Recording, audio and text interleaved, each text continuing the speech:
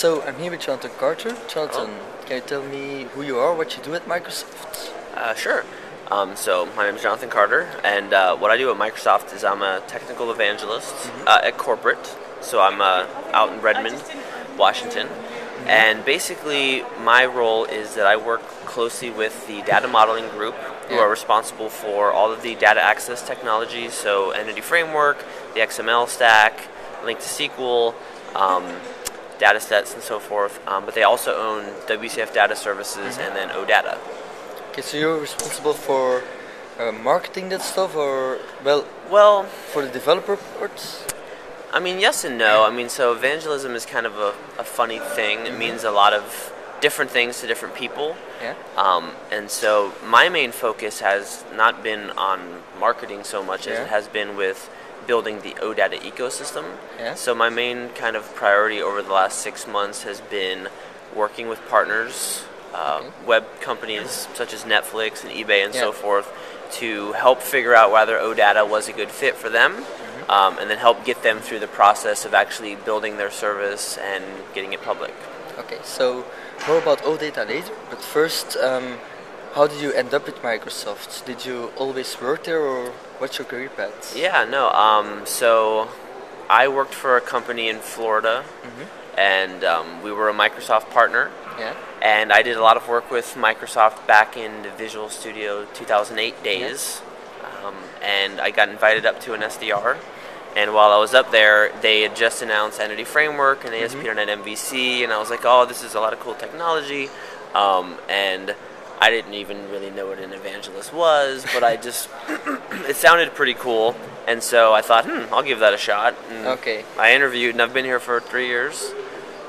So yeah, no, I haven't always been there. Okay, so... Yeah, I was a full-time dev before I joined. So yeah, it was kind of a bit of a stretch, different kind of role. As an evangelist, you still do some development. Yes, yeah. I mean, in fact, a lot of the OData services that are running with the different partners, I had a pretty heavy hand in. Oh, you helped to develop those? Yep, helped to develop them. And then we're also working on a toolkit for data services to make OData service development easier, which has actually been a project that I've been building myself. So yeah, I definitely still try to keep a very strong hand in the development, even though it's not my main focus in my job. Yeah. And the OData, it's really a hot topic. Yeah. But you have a lot of really interesting terms. You have SOAP, you have REST, you have OData, you have VCF. How does it all fit in? Sure. I mean, so you basically, for the longest time, the way we've thought about web services have been in this nature of RPC, or remote procedure calls. Yeah. And typically when people think of RPC services, they think of SOAP. Yeah. And so SOAP was just a great technology for a long time that allowed you to execute a method on another computer. And unfortunately, over time, it got really bloated and really complicated. And as anything in technology, people eventually don't want to deal with the complexity. Yeah, and so REST kind of came along, and REST means a lot of things to a lot of different people. It stands for representational state transfer. And really, it's about embracing like the underlying protocol that you're doing the communication on, and things like addressability, so every resource in your service or in your API being addressable via a URI, and being able to access everything and have navigations between things and so forth and so on. And so the problem with SOAP was that you could look at it and say, HTTP, which most people use SOAP over, provides a lot of the semantics that SOAP is trying to provide, like what method are you calling, and so forth. And so with REST, you hear a lot of people say like high REST, low REST. Low REST meaning like you still are kind of doing funky stuff in the URI, but at least you're like using HTTP to the fullest, and it's somewhat cleaner. You don't have to have XML messages that you're sending back and forth. And so on. And so OData fits into that, in that OData is RESTful, and I say that in quotes just because, people can be very religious on the topic, and I don't claim to be a REST expert by any means. But by that we mean that everything is URI based. So there is no body or message that you have to compose that's XML to make a request or to do updates. You specify what collection of data do you want, what filters, what ordering and so forth in the URI, and then that comes back as the data. And then of course we also leverage hypermedia, which is another strong tenet of REST, to where the data you get back then in turn provides you links to other pieces of data. That way the client can be mostly dynamic in that it can say, okay, great, from this thing to this thing to this thing, and give you a similar experience that like a web page does in a browser. Okay, so in your demo, in session yesterday, we saw some really big companies, for instance Netflix, using OData. But is Microsoft really committed to it? Are they using it themselves or not yet? No, definitely. So, we always have a joke that, within Microsoft we have a lot of products, but it ultimately comes down to two things, Windows and Office. And so if Office is taking a bet on something, or Windows is, then Microsoft is committed. And so if you look at Office, two of our biggest products, Excel and SharePoint 2010, both fully support OData. And so when you create a SharePoint site, any list in the entire SharePoint site is an OData feed. With Excel 2010 and PowerPivot, you can consume OData as naturally as any other data source. So that in itself is a pretty big commitment. In addition to that, SQL Server reporting services supports OData, which is another big business for us. You have Dynamics CRM supports OData, and this list just keeps growing and growing. So the internal adoption of OData is actually bigger than the external right now. So the Microsoft is definitely committed to it. And in fact, we also just recently announced like all of the Azure services.